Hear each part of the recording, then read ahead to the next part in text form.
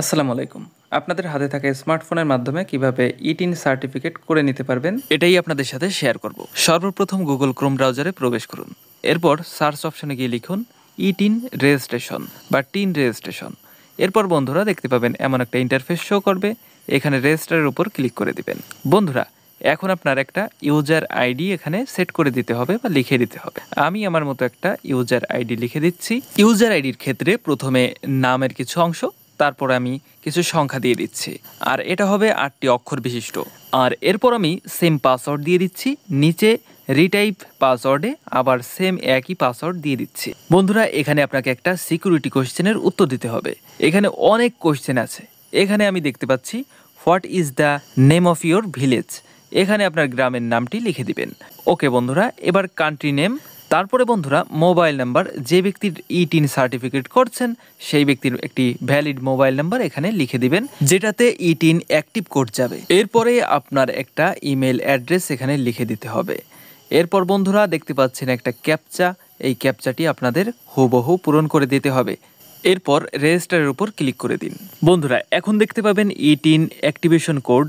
এটা আপনার সেই মোবাইল নাম্বারে কিন্তু মেসেজের মাধ্যমে চলে গিয়েছে।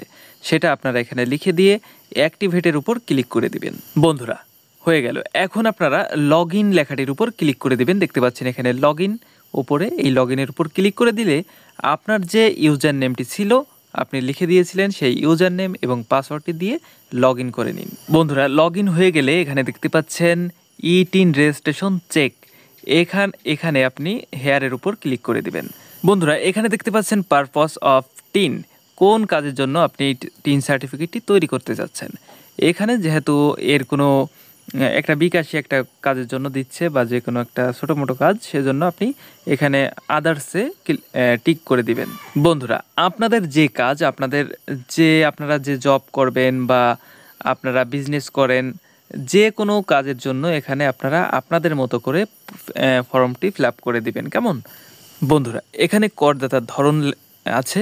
এখানে আমি ইন্ডিভিজুয়াল বাংলাদেশ দিয়ে দিচ্ছি। বন্ধুরা তারপরে দেখতে পাচ্ছেন 3 নাম্বারে ইন্ডিভিজুয়াল বাংলাদেশ, এরপরে হ্যাভিং এনআইডি, এটার উপর আমার সিলেক্ট থাকবে। তারপরে বলছে কি উদ্দেশ্যে আপনি টিন তৈরি করছেন, তো এটা আমি আদার্স দিয়ে দিলাম। বন্ধুরা এখানে বলছে আয়ের প্রধান উৎস কি, তো এখানে আমি সার্ভিস দিয়ে দিলাম। বন্ধুরা এরপর আপনার মেইন ইনকাম সোর্সের লোকেশন কোনটা, যেখান থেকে আপনি ইনকাম করছেন, তো সেটা আপনার ডিস্ট্রিক্ট যেটা, সেটা আপনি দিয়ে দিবেন। বন্ধুরা এরপর সব ঠিক থাকলে আপনাকে নেক্সটের উপর ক্লিক করে দিতে হবে।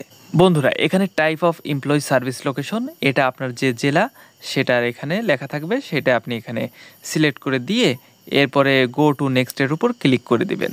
বন্ধুরা এখন এখানে আবেদন করে নামটি লিখে দিবেন ইংরেজিতে, যেটা হচ্ছে তার এনআইডি কার্ডে থাকবে। বন্ধুরা এরপর জেন্ডার যেহেতু এখানে ছেলে সিলেক্ট করা আছে আর আমি যার আবেদন করছি সেও ছেলে, তাই আর আমার এখানে হাত দেওয়ার প্রয়োজন হলো না। বন্ধুরা এখানে আবেদনকারীর এনআইডি কার্ড নাম্বারটি লিখে দিতে হবে। এরপর বন্ধুরা তার জন্ম তারিখ, এনআইডি কার্ডে যে জন্ম তারিখ রয়েছে সেই জন্ম তারিখটি এখানে লিখে দিবেন। বন্ধুরা এখন আবেদনকারীর পিতার নামটি ইংরেজিতে এনআইডি কার্ড অনুযায়ী লিখে দিতে হবে।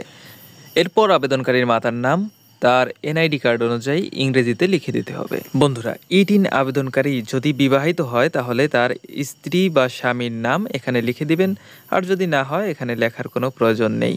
যেহেতু এখানে সে বিবাহিত পুরুষ, তাই তার স্ত্রীর নামটি আমি এখানে লিখে দিচ্ছি। বন্ধুরা আবেদনকারীর মোবাইল নাম্বারটি যেহেতু আগে আমাদের পূরণ করতে হয়েছিল, তাই নতুন করে আর পূরণ করার প্রয়োজন নেই। এটা এখানে লেখা থাকবে, যদি কোনো কারণে না থাকে তাহলে এখানে লিখে দিবেন। বন্ধুরা এখন ফ্যাক্স নাম্বারটি এখানে থাকলে দিতে পারেন, না থাকলে দেওয়ার প্রয়োজন নাই। আর ইমেলটা কিন্তু ইতিমধ্যে আমরা দিয়ে দিয়েছিলাম, তাই এখানে শো করছে। বন্ধুরা এখানে প্রেজেন্ট অ্যাড্রেস দিতে হবে। লাইন অনে আমরা ভিলেজের নামটি লিখে দিচ্ছি, তারপরে লাইন 2তে ভিলেজ, পোস্ট অফিস, তারপরে উপজেলা, তারপরে জেলা, এটা আমরা লিখে দিচ্ছি। এরপর বন্ধুরা ডিস্ট্রিক্ট লিখে দিবেন, সিলেক্ট করে দিবেন, তারপরে থানা সিলেক্ট করে দিবেন, তারপরে হচ্ছে পোস্ট কোডটি লিখে দিবেন। তো এভাবে আপনারা প্রথম প্রেজেন্ট অ্যাড্রেসটি দিয়ে দিবেন।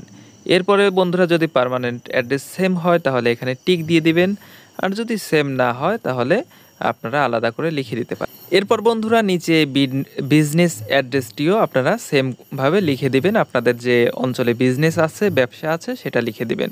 এরপর বন্ধুরা গো টু নেক্সটের উপর ক্লিক করে দিবেন।